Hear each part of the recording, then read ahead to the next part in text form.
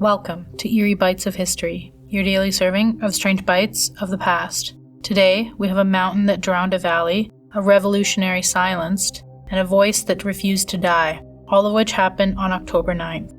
Let's begin.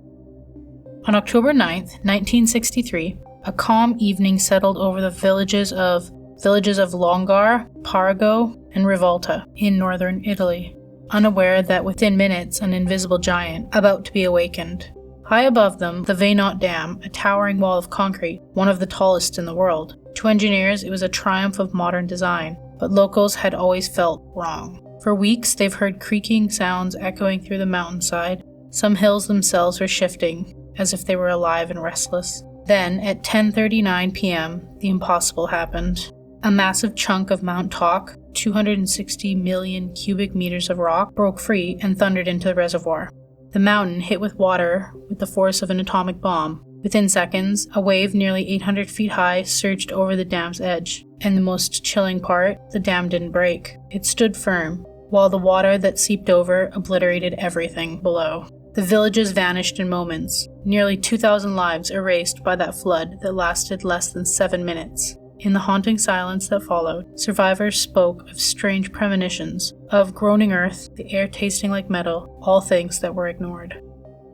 The Vajont Dam still stands today. It's strange to think about how the dam survived and held strong when nature was the one to fail. We focus on fail-safes and try to prepare for everything in our man-made designs, but nature sometimes has other plans.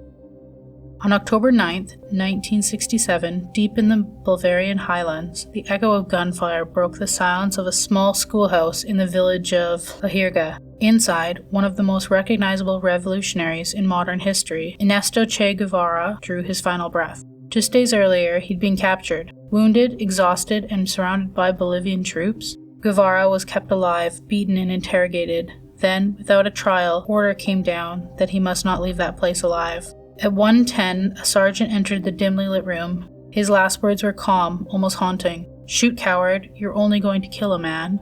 Moments later, burst of bullets ended his life. But death didn't end his story. It deepened the mystery. His body was secretly buried in an unmarked grave, his hands severed and sent to Buenos Aires for fingerprint confirmation. For decades, no one knew where his remains truly lay. Some claimed the CIA wanted him alive, others whispered he escaped, a ghost of the revolutionary still hidden in the Andes. Years later, when his body was uncovered, it raised more questions than answered. Why was the grave hidden so carefully? Who really gave the kill order? And why did they need to erase him completely? It's almost poetic, a revolutionary who became more dangerous after death. Maybe the real power isn't the rebellion itself, but the legend that survives it. On October 9th, 2012, a quiet school bus wound its way through Swat Valley in Pakistan. Inside, teenage girls laughed, held their notebooks, and dreamed of the future society had said they weren't supposed to have. Among them sat Malala Yousafzai, just 15 years old, a student who dared to speak publicly for the girls' right to learn.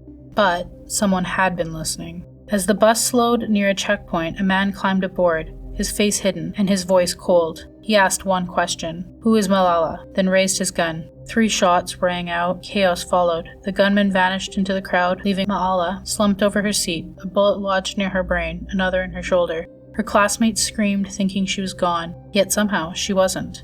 Against all odds, she survived. She was airlifted from Pakistan to a hospital in Birmingham, England.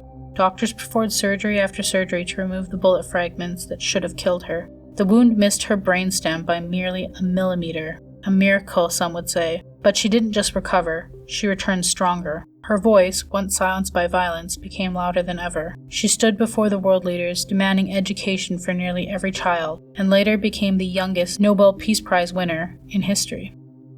Her survival story goes beyond just her recovery. It fueled her determination and elevated her voice. At such a young age, to be such a powerful advocate, honestly, leaves me in awe.